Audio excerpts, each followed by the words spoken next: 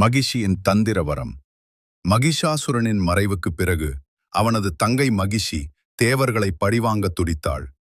தேவர்களை வெல்ல சாகா வரம் வேண்டும் என்று முடிவு செய்து பிரம்மதேவரை நோக்கி ஒற்றை காலில் நின்று பல்லாயிரம் ஆண்டுகள் கடும் தவம் புரிந்தாள்.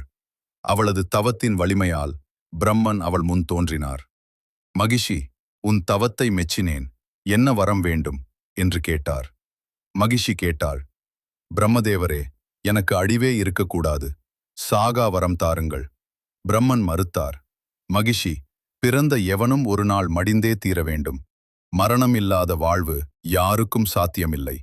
உனது மரணம் எப்படி நிகழ வேண்டும் என்று நீயே ஒரு நிபந்தனை சொல் என்றார். இப்போது மகிஷி மிகத் தந்திரமாக யோசித்தாள். உலக விதிகளின்படி இரு ஆண்களுக்கு குழந்தை பிறக்க வாய்ப்பில்லை என்று எண்ணியவள் ஒரு விசித்திரமான நிபந்தனையை விதித்தாள்.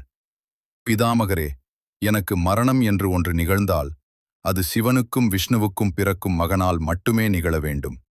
சிவனும் விஷ்ணுவும் ஆண்கள், அவர்களுக்குள் எப்படி ஒரு குழந்தை பிறக்கும்? அப்படி ஒரு குழந்தை பிறக்கவே போவதில்லை. அதனால் நமக்கும் மரணமே இல்லை என்று மனதிற்குள் சிரித்து கொண்டாள் மகிஷி. பிரம்மனும் அவள் கேட்டபடியே ததாஸ்து, அப்படியே ஆகட்டும் என்று வரமளித்தார்.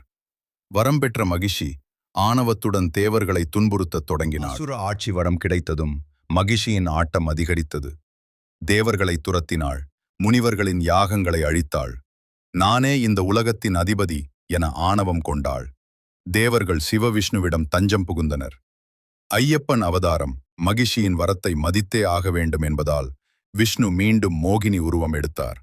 சிவனுக்கும் மோகினிக்கும் ஒரு தெய்வீக குழந்தை பிறந்தது. கழுத்தில் மணிமாலையுடன் பிறந்ததால் அவருக்கு மணிகண்டன் என்று பெயர். அவர் பந்தல மன்னனால் வளர்க்கப்பட்டார்.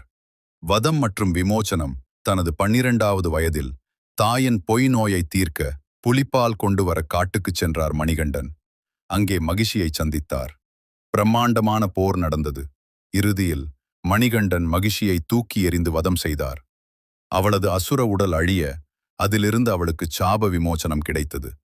இந்த கதையின் சுருக்கமான நீதி: எந்த ஒரு வரமும் தந்திரமும் தர்மத்திற்கு எதிராகச் செயல்படும்போது நிலைக்காது.